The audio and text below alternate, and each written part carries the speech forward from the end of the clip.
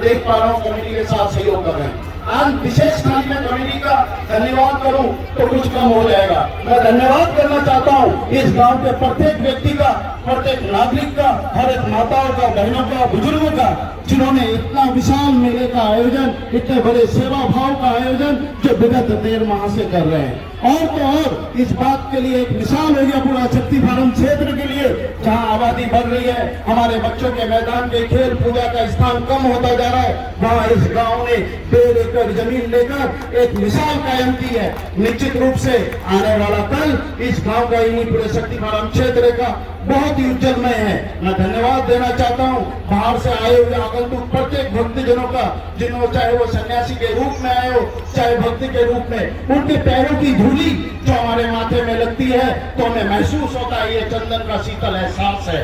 उस शीतल चंदन के एहसास से हमें हर एक पल बाबा का आशीर्वाद मिलता रहता है। ये शक्ति फार्म क्षेत्र है, चाहे आप गोविंद नगर में देखेंगे, जब हरे कृष्णा हरे रामा की धूम बजती है, ये वातावरण शीतलमय हो जाता है। वो वातावरण आके, वो धुनी आके 5 क्वार्टर में और जगह, और बैगलपुर 6 नंबर में हरे कृष्णा हरे राम की धूम, फिर टैगोर नगर में आके हरे कृष्णा हरे राम की धूम, निर्मल नगर में हरे कृष्णा हरे कृष्ण धूम, बाबा तारकनाथ का मेला एवं सेवा जो सुरेंद्र नगर में माँ दुर्गा की पूजा 4 नंबर में है।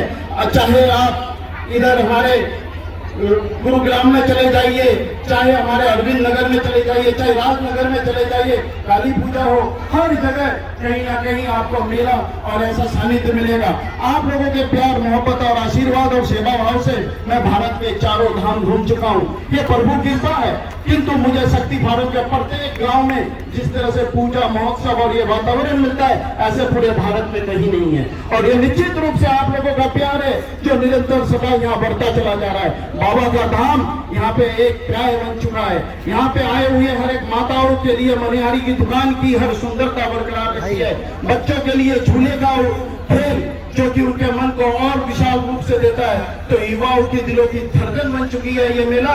और निश्चित रूप से यहाँ पे जो जिस तरह से आते हैं उनकी मनोकामनाएं पूरी होती है। इतनी मनोकामनाओं को लेने के बावजूद भी, इतने भक्ति भाव होने के बावजूद थोड़ी सी शिकायत होती है अगर, तो वो है कि आज हमारा युवा भटक रहा है। कहीं ना कहीं ये क्षेत्र इतना पावन होने के बावजूद भी आज हम बहुत ही गरीब और निम्न मध्यम वर्ग के लोग आते हैं, लेकिन ना जाने क्यों हमारे बच्चों में, हमारे युवाओं में ये नशा का कहां से नशा चढ़ गया है कि आज प्रत्येक गांव में जिस तरह से नशा की वृद्धि हो रही है, निश्चित रूप से यह एक अभिशाप बनता जा रहा है। जिस तरह से हमारे बड़े बुजुर्गों ने मेहनत करके इस जंगल को काटकर आज सुनहरा पावन स्थान बना दिया है, उस जगह को कहीं ना कहीं हम बर्बाद करते जा रहे हैं। मैं आज इस बाबा के धाम से सबसे हाथ जोड़ के कहना चाहता हूँ, कहीं ना कहीं आपको अपने नशे पे प्रतिबंध करना होगा। जरा सोचिए, जिस माँ ने आपको 9 महीने गर्भ में रखा हुआ, इस विश्व का सबसे सुंदर बिस्तर में सोने का एहसास हम सबको मिला है, लेकिन उस गर्भ से जिस दिन हम पहली बार इस धरती में आते हैं हम रोते हैं।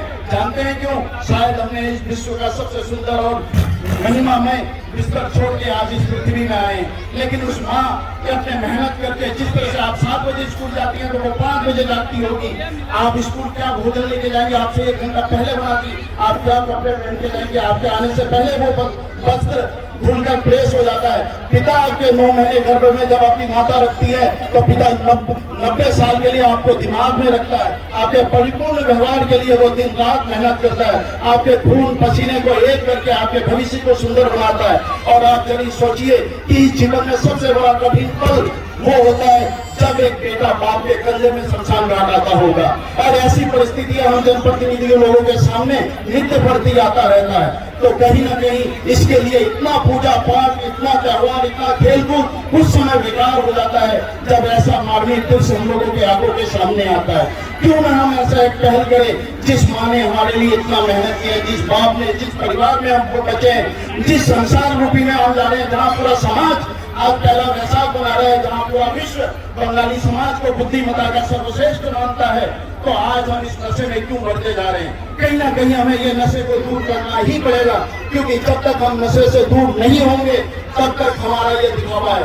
आज बाबा के सामने मैं ये भी कहना चाहूंगा, ये वो बाबा है जिनके पुत्र गणेश जी से कहा गया था कि आज विश्व में सबसे बड़ा और सबसे ऊंचा अगर किसी को देखना है तो गणेश जी ने अपने माता पिता की परिक्रमा की, और उस गणेश जी को पूरे देवों में प्रथम पूजा जाता है क्योंकि उन्होंने अपने माता पिता की परिक्रमा की थी, क्योंकि उन्होंने अपने माता पिता को सर्वश्रेष्ठ बनाया था। उस देवों के देव महादेव जिन्होंने जहर पीकर हमारी रक्षा की, जिन्होंने हर तांडव को रोककर हमारी रक्षा की, ऐसे भोले बाबा के मैदान में क्यों ना हमें एक बार कसम खाए कि हम भी अपने माता पिता के चरणों पर दे। यहाँ पे सन्यासी लोग आए, दूर दूर से पानी लाए, लेकिन पानी आप बाबा पे चढ़ाइए, आपकी मनोकामना जरूर पूर्ण होगी, लेकिन घर में बैठे आपके माता पिता अगर एक गिलास पानी मांगे तब आप दूर मत होइए, कम से कम तब भी आप ये पूर्ण काम कीजिए। इस मनोकामना की वास्तविक परीक्षा और वास्तविक फल लेना है तो आपके माता पिता के चरणों में है। बाबा आशीर्वाद उसी को देते हैं जो अपने माता पिता की भी सेवा करते हैं। इस मनोकामना में जो यहाँ पे प्रसाद ले रहे